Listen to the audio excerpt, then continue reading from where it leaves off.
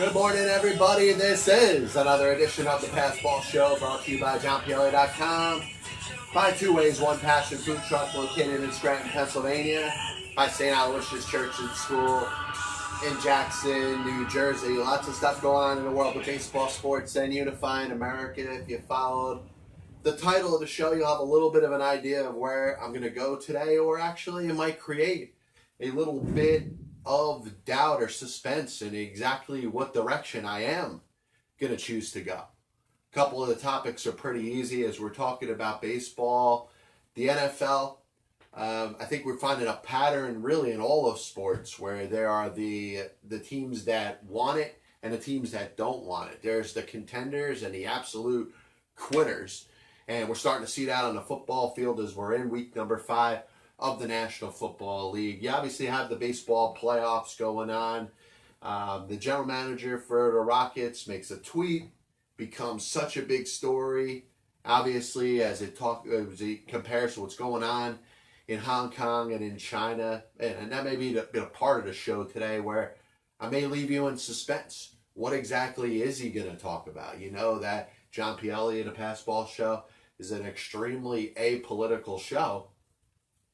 Is he going to divulge into politics and maybe sell himself out? Find out in a little bit. So you got a couple series going on in baseball, and it's the Minnesota Twins, a team that wins 101 games in a regular season. And I said this while it was going on, that it had to be taken with a little bit of grain of salt until they actually prove something in the postseason. 101 wins is nice, but it doesn't really have that extra gusto and fervor when you're win 100 games in a division that has 2 100-loss teams. The Tigers, one of the worst teams that we've seen in baseball in the last 10 years. A team that managed to be worse than that of the Baltimore Orioles of last year and this year. Really should be ashamed of themselves. You got the Kansas City Royals, another team losing 100 games. The Chicago White Sox, won 7 of their last 10, so a really good finish that really kept them away from losing way more than 90 or 93 or 94, where they probably should have lost. The worst division in baseball. And you win 100 games. And let's take some solace in that. Let's appreciate what is good, the positives about winning 100 games. That means that you had a pretty high winning percentage. That meant that odds are you're in a very good position to win the respective division that you're in. These are all true things. And what I'm about to say is not to entirely discredit the Minnesota Twins, not to entirely take everything that they have done this year and worked hard and strived for and finished, which they will be finished, if not in Game 3, then in Game 4, if the Yankees want to extend this series. But the bottom line is, the Minnesota Twins season is just about over.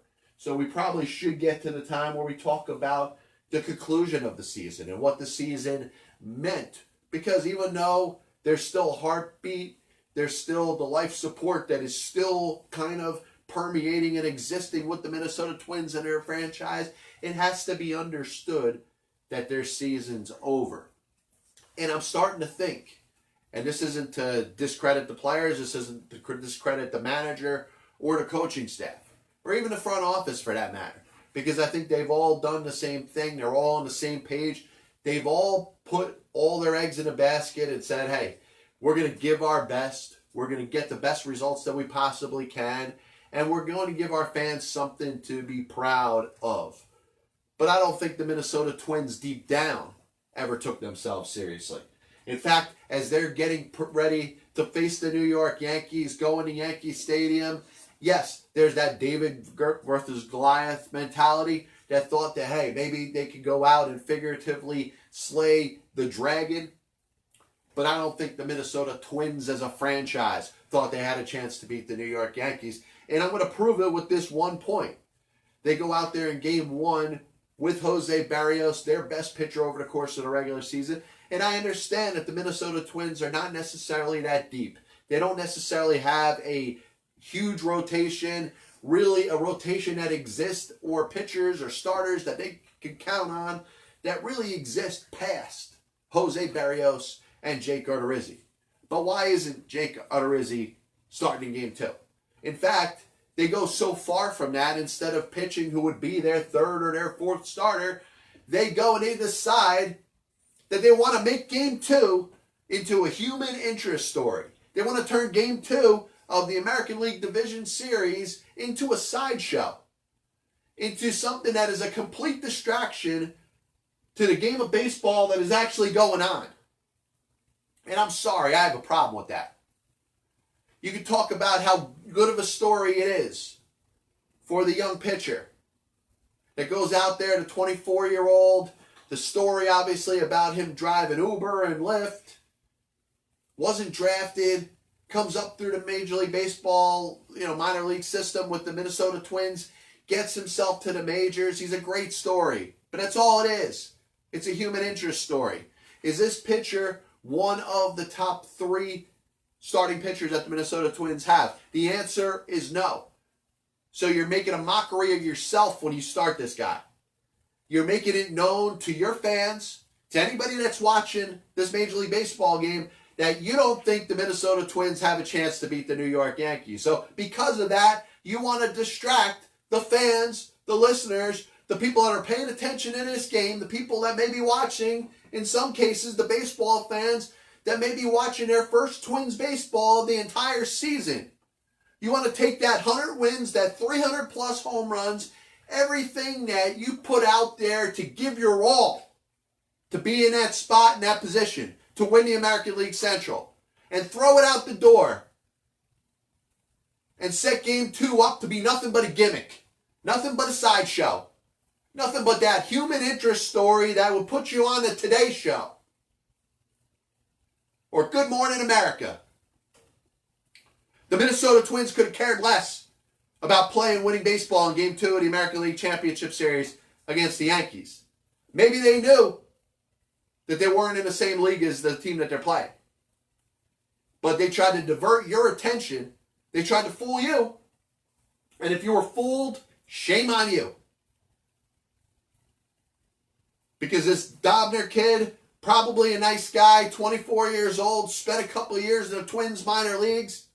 They turned it into a gimmick. They turned it into a human interest story. They turned it into a sideshow to distract your attention, which was supposed to be on why the Minnesota Twins aren't competing with the New York Yankees, why this 100-win Minnesota Twin team can't compete with a team that won just 2 more games than them in a regular season.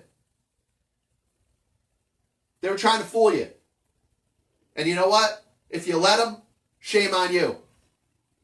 This copyright and broadcast is authorized under internet rights granted by the World Wide Web and is solely for entertainment of our audience. Any publication or reproduction or the use of the pictures, descriptions, and accounts of this show without the express written consent of the Passball Show, JohnPielli.com, and John Pielli LLC is prohibited. Any commercial or the use of the program, such as by charging admission for its showing, is similarly prohibited.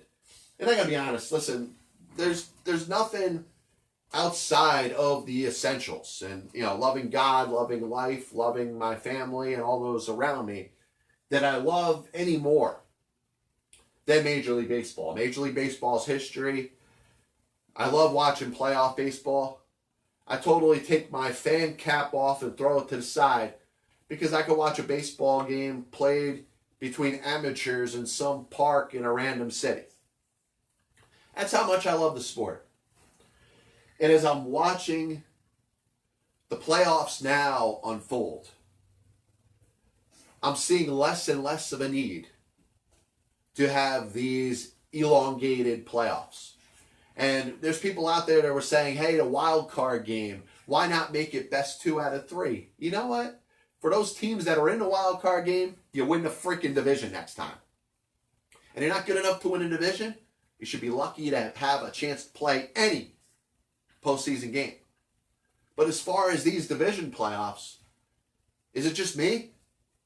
Or are we seeing a vast difference in some teams on one side and other teams that are kind of pretenders that we're kind of wondering why and what they're doing there in the first place? Of course, the Minnesota Twins. Hey, they won 101 games. Whoopity-do. They hit 300-something home runs. That's great.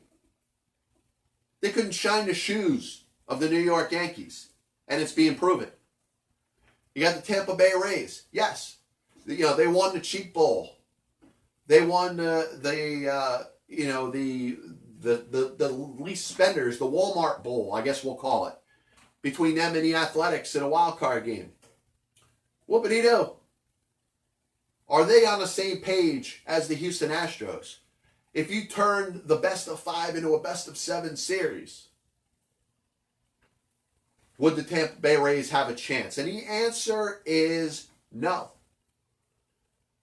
Now, you watched the Nationals and the Dodgers yesterday, and this was the one series where I really thought the team that was the underdog had a legitimate chance to win this series. And listen, the Nationals probably having some, psychiatric issues, probably need some therapy.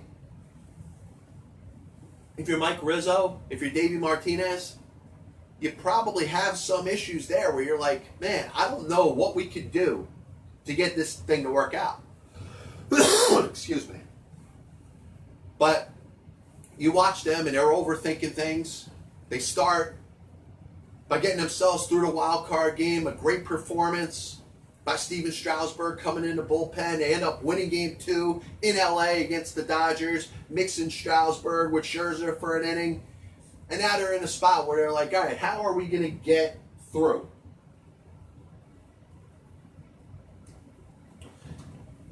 Now, Coda Brutz wants to contribute. He says, anyone has a chance, that's why they play. And yeah, come on. You're talking random now. Now, I'm not talking random, and I'll tell you why for a second. And trust me, thank you. I appreciate the comment, the contribution, the whole thing.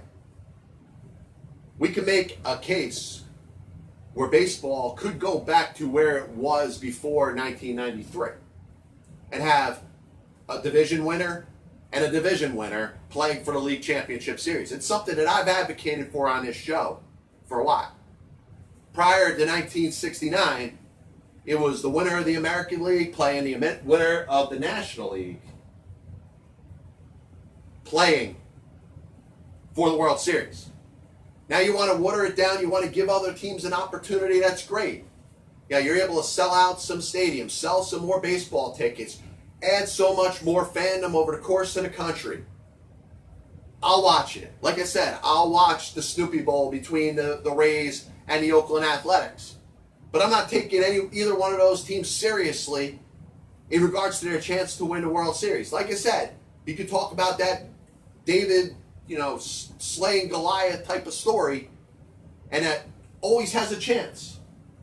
And that's why I'll give you some credit, Coda, because, you're in there, you're playing playoffs, and it's going to apply to any sport, right? If you're in it, you got a chance. But I'm talking about the realistic chance of certain teams. And the Minnesota Twins disappointed me because I wanted to believe in them. I took that 101 win and that 300 home run team, and I thought that they had a legitimate chance. The unfortunate thing is that they don't. And it's probably from a pitching standpoint, they don't have enough depth in their starting pitching. There's obviously a different look to them when they show up at Yankee Stadium. I mean, these games weren't, I'm sorry, unless you were a Yankees fan, they weren't fun to watch. They weren't fun to watch from a baseball fan standpoint. Now let me get into my point about the Nationals. The Nationals, happy to be where they are. They didn't win their division. They won, the Snoopy Bowl or the wild card game, got themselves a chance to play the Dodgers. And I like this matchup because I think from an offensive standpoint, the Washington Nationals have a pretty good team. A team that, you may not agree with me, I think from an offensive standpoint is right up there with the likes of the Los Angeles Dodgers. We know about how bad the Nationals bullpen is, but we also know about Scherzer and Strasburg and Patrick Corbin. And the unfortunate thing about it is that I kind of bought in. And I thought maybe if you get a couple decent performances, you have a chance to go out there and beat the Dodgers. They got a lead with Anibal Sanchez on the mound, who I'm still wondering why Anibal Sanchez is pitching game 2. But I'm going to let that slide because I understand that the Nationals had to do what they had to do to get to where they are. They had to use Scherzer and Strasburg to get past the wild card game. They had to use Scherzer, an inning in relief, to get them through game 2. So I get it. But Adamel Sanchez goes out there, gives you 5 solid innings, and you hand the ball to Patrick Corbin, a guy that you spent $140 million on for 6 years. And he can't get anybody out. And it's kind of leading me to this thought where it should be time that we may consider reducing the amount of teams that are in the playoffs in Major League Baseball, because I think the league is getting very top-heavy. And the last point that I want to make about this, because we're talking about a top-heavy league, we think of the National Basketball Association. And congratulations to the Toronto Raptors who went out there and beat the Golden State Warriors. They deserve all the credit in the world. But when you think of the teams in the National Basketball Association that have a chance or a good chance to win an NBA championship, that number is what, 3 or 4 or 5? You might want to expand it to 6 or 7. Now you want to talk about Major League Baseball and say, hey, technically there are 8 teams left in Major League Baseball, so there's a chance that 8 teams in Major League Baseball can all win the World Series. Let's understand that a couple of them really don't have much of a chance. I'd be surprised if the Twins and the Rays won a game. And you know what? If you went out there, you were a betting man, and you wanted to bet a parlay on the Twins losing and the Rays losing, you'd actually win some money, which is weird. But I digress. Because we're talking about parity in a sport which I don't think exists. There is very little parity in Major League Baseball because there are the doers, the teams that want to win, and there's the other teams out there that don't want to win. And I can't knock teams like the Miami Marlins and the Baltimore Orioles and the Detroit Tigers enough. Now they all have this dream. They have this Houston Astros, Chicago Cubs, whatever type of tank job team that turned into a winner dream that they could imagine. Is it going to work out for every one of them? The answer is no. So this leads to teams like the Minnesota Twins, like you can make a case, the Oakland Athletics and the Tampa Bay Rays, and in the National League, maybe the Milwaukee Brewers and the Washington Nationals, preying on teams that don't have much of a chance and aren't even trying. So in the end,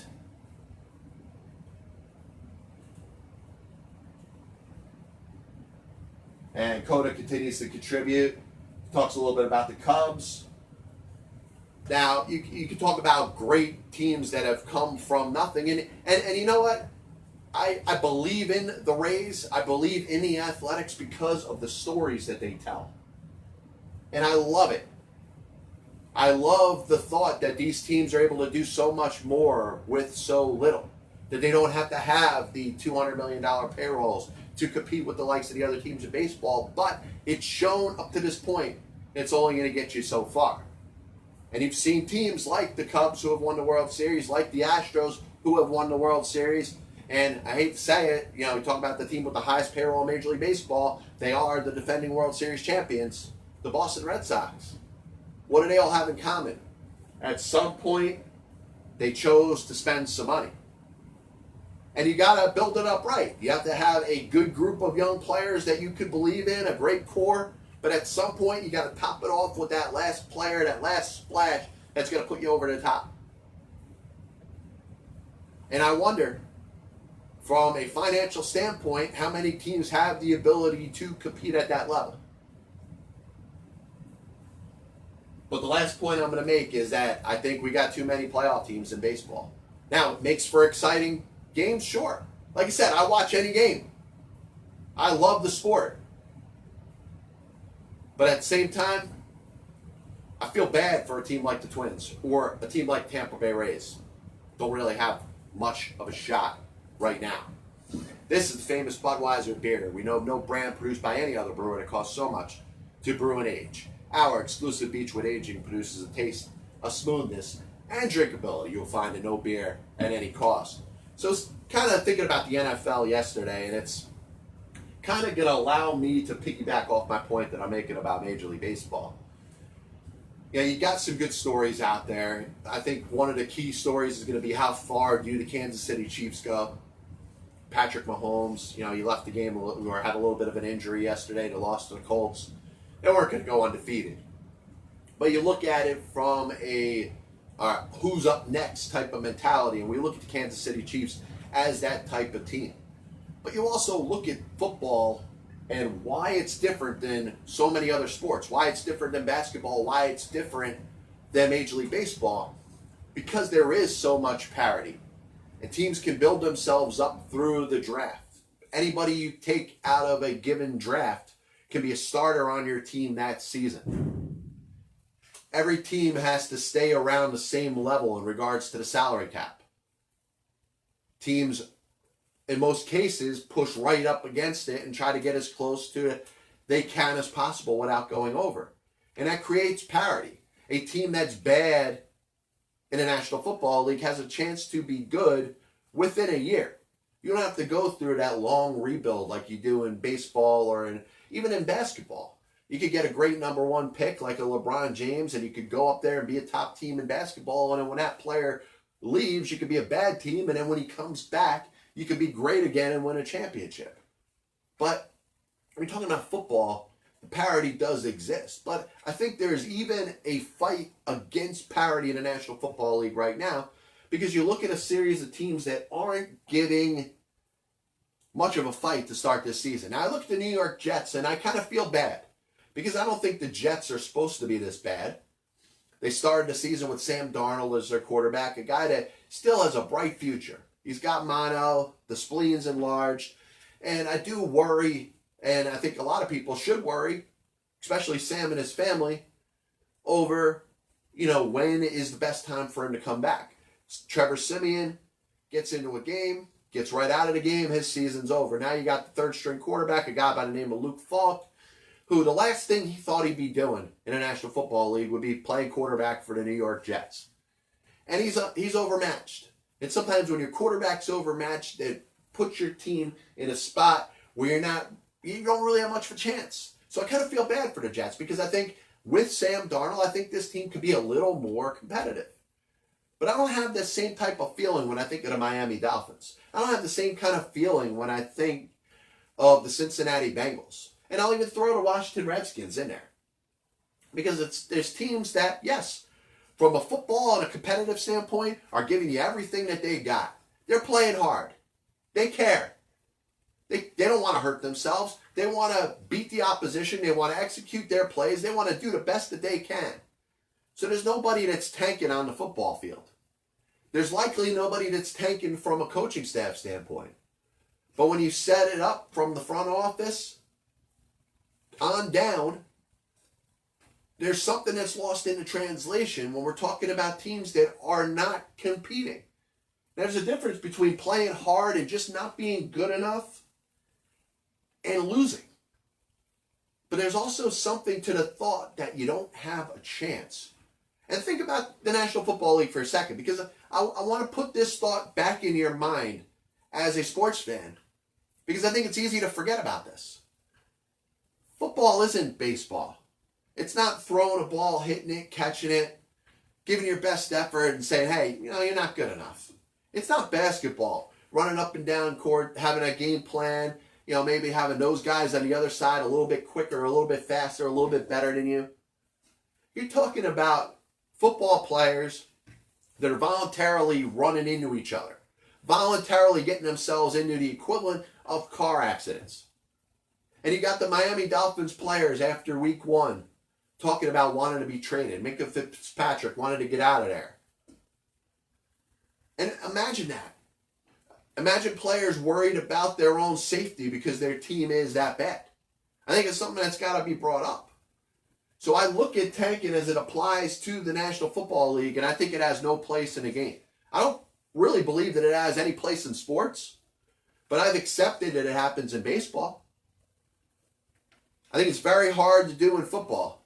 And we're talking about CTE and concussions and the potential that somewhere down the road you can take a hit so hard to your head that you want to take a gun and blow your brains out because you can't take the headaches anymore. Is that a sport that you really want to be part of a team that you don't think is trying? And I look at the Miami Dolphins, and I look at the Washington Redskins, I look at the New York Jets, who, like I said, are in a little bit of a different situation because of their quarterback. The Cincinnati Bengals, what team is trying the least? What team wants to lose more? And I'll tell you, we're setting up a series of potential lawsuits when we're talking about players. We're talking about players that very well could risk the rest of their lives by playing football for a lousy sports team, but not only a lousy sports team, but a team that isn't trying to put the best players on the field to compete with the other players that are on the other side. And we're talking about potential injuries. We're talking about potential concussions. We're talking about potential CTE here. And these are all matters that are taken seriously by the National Football League. So if they are taken so seriously, why are we not seeing more investigation going on to the tanking that's going on in the National Football League? Even in cases like Miami where there's proof that it's going on.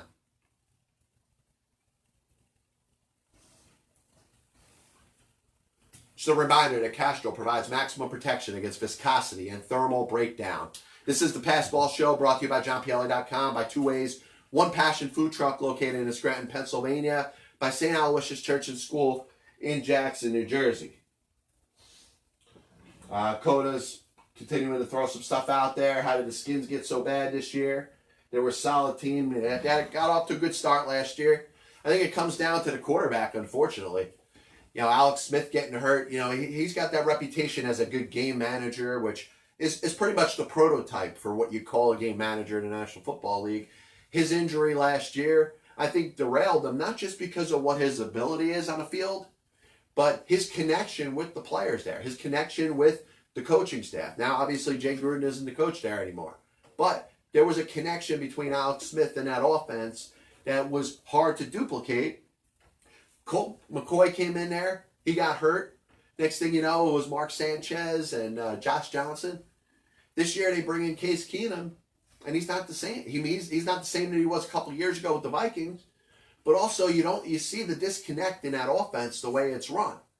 Now, is Dwayne Haskins ready? At some point, you're going to have to put him out there and see what you got. It's hard to judge him in one season, but it is sad when you see a team that had so much promise and encouragement. You think of a guy like Joe Carrigan on defense. You look at some other players that they got out there. They got some good football players there. And it's a shame that it's going to be a lost season for them. And you know what? If you draft a guy like Dwayne Haskins with the 15th overall pick and you lose, let's say the Redskins finish 2-14, end up with the number 1 pick. You're going to go, how are you going to have the number 1 overall pick and not draft Tua?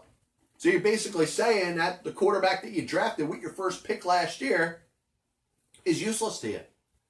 Pretty similar to what the Arizona Cardinals did last year. They drafted Josh Rosen. They finished with the worst record in the National Football League. And then they signed, they traded Rosen and they took Kyler Murray. Just weird how that stuff could turn out. Listen, I had the Packers. I think it's going to come down to Green Bay and Minnesota in that NFC North. I like the way those teams kind of shake up.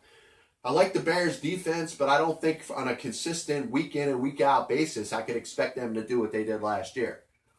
Disappointing loss for the Bears yesterday. I thought that was a game that, if you're looking at the Bears as a playoff team, that's one that you got to go out there and win. I do think the Raiders are a little bit better than people may perceive, but bad loss by the Bears yesterday. But listen, I think the Packers should be favored to win that division. At the very least, the wild card team, them and Minnesota, I think should come down to the wire. And I think head to head, what they do between the two of them and how they face off in the two matchups that they have over the course of the regular season may determine who the division winner is.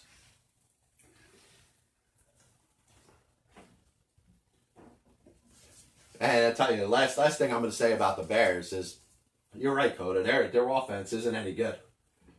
I mean, it's hard to, they went from Jordan Howard and Tyreek Cohen, and I know Cohen's still there, but he's not performing. They drafted Montgomery to run him, the young running back.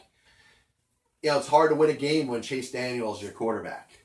And what the Bears and the Bears fans may realize over time that they haven't known already, it may be hard to win a lot with Mitch Trubisky as your quarterback.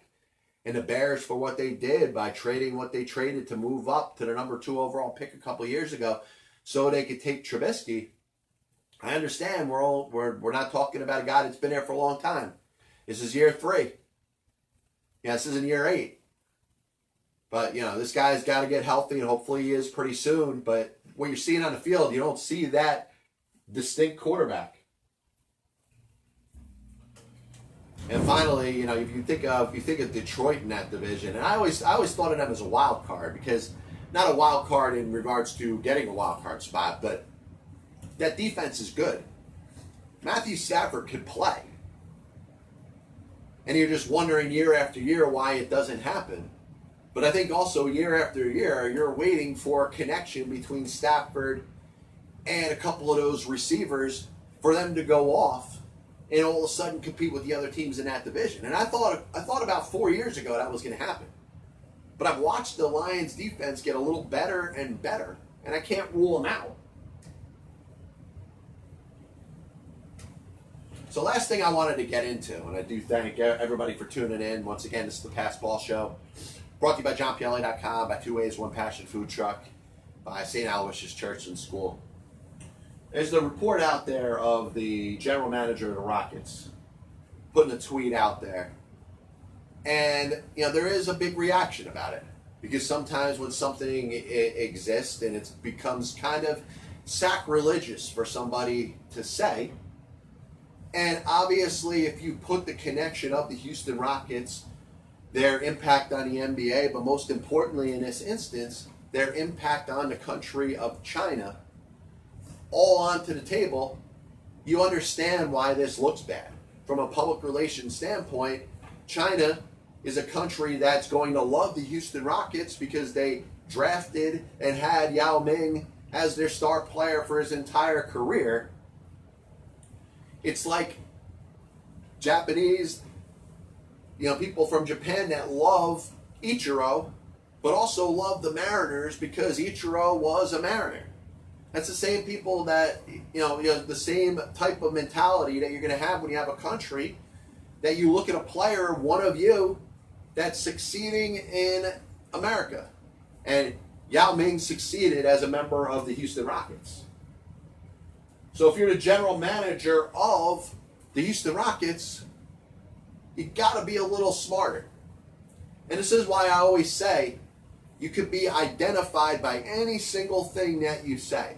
And when you take a stance on something, there's nothing wrong with it. It's about what you believe. I say things that I believe all the time, and I'm always going to get judged for every single thing that comes out of my mouth. But when it comes to political issues, I respect the fact that people are going to have differences in point of view. And that's why the point of view that I may have may not be so important. If I decided that I wanted to be a politician, then yeah, anything that I believed politically would come out of my mouth. I don't think my political beliefs are that important. So you can imagine what I think about your own political beliefs. But as it applies to, Daryl Morey, he makes this comment basically endorsing Hong Kong's fight for freedom. And I do feel for anybody that is in a revolution state. Now, this may not be a revolution. This may be something that'll be silenced, and Hong Kong will go back from to being what they were before. But there was a fight for independence that existed in this country. The United States of America came from the English in Britain. There was a Revolutionary War. So somebody or a group of people to want independence in a certain country should not be vilified. At the same time, you understand that China, as strong as it is, may continue to be successful with Hong Kong as being part of it. But the most important thing I could say is that people are going to have variances of opinions, variances of points of view. And I think for the NBA, for the Rockets to potentially consider disciplining this guy just because he gave a little pat on the back for Hong Kong fighting for their independence. There are people that are dying over there. I don't think it's the worst thing in the world for a guy to say that he supports them. But then again, you got families that are divided in this country. You got people that hate each other now. They used to love each other because they can't agree on politics. So you've seen stranger things happen. A little bit of a recap of the show today. We started out kind of talking about the Minnesota Twins. And the Twins really bother me for this reason. That I don't know if they took this postseason series against the Yankees seriously. We talk about the amount of games that it takes to get to the playoffs, what the Twins did by earning themselves 101 wins and hitting over 300 home runs. But when they set Game 2 up to not pitch their second best starting pitcher, when they set Game 2 up to be more of a sideshow or a human interest story, I got a problem with that because I don't think they were taking the game seriously. Spoke a little bit about the amount of teams in Major League Baseball getting to the playoffs. Is it too much? Well, sure. If anybody gets there, they got a chance. As we hit what we'll call our concluding point of the show, the cuckoo clock, the whole thing. But prior to 1969, you had the two best teams in baseball play in the World Series. Now, sometimes that happens. You may have Yankees, Dodgers, or you may have Astros, Dodgers in the World Series this year, and then you could say, hey, the two best teams, or two of the best teams in baseball ended up playing for the World Series. You've had World Series like in 2014, where the San Francisco Giants beat the Kansas City Royals, two wild card teams. The best teams in baseball that year did not get to the World Series. So what do you want to see? Yeah, I think it's nice to want to expand the playoff format and have as many teams and have an awesome opportunity for the fans, for the people that support the team, for the people that are going to go there and cheer in your stadium, anything to keep the season going because there's a chance. And once again, I point to Dumb and Dumber, Jim Carrey's character, where he says, what? So there's a chance? So there's a chance. That's the kind of chance you're throwing out there, but it could happen. Spoke a little bit about the National Football League, the tankers. Teams not trying. And I'm more pissed at Miami than I am at some of these other teams. The Bengals may have gave it a run, but just aren't good enough. The Jets lost their quarterback. The Redskins, hey, they lost their quarterback last year. Just went through a coaching change right now. You think of CTE and how it impacts these players that are literally getting into multiple car accidents at high speed over the course of the game, putting their lives, putting their families' lives, putting their own brain on the line every day, playing a game they love, to be in a disadvantaged situation because they play for an organization that isn't trying. That's an embarrassment. You could do that in baseball. You could tank in baseball or in hockey or in basketball. I'm sure you could tank in world soccer if you want to. You can't tank in the National Football League. Last point we made, talked about the general manager of the Rockets, makes the statement supporting Hong Kong. Guy shouldn't lose his job. Did he say something that was that heinous? I'm sure the people that are fighting in Hong Kong supported his statement. This is the PBS. Check the archives, YouTube, Instagram, 1-minute clips, which we're going to put a lot more out there on Instagram, really to get the attention. Put out some of the bigger points that we're bringing up on this show. See if we could get some people unified, divide some people, but most importantly, to get it out there and get more people to listen and watch it than have before. I want to thank everybody for tuning in. This is the Pass Ball Show. God bless you. And as always, I'll see you on the other side.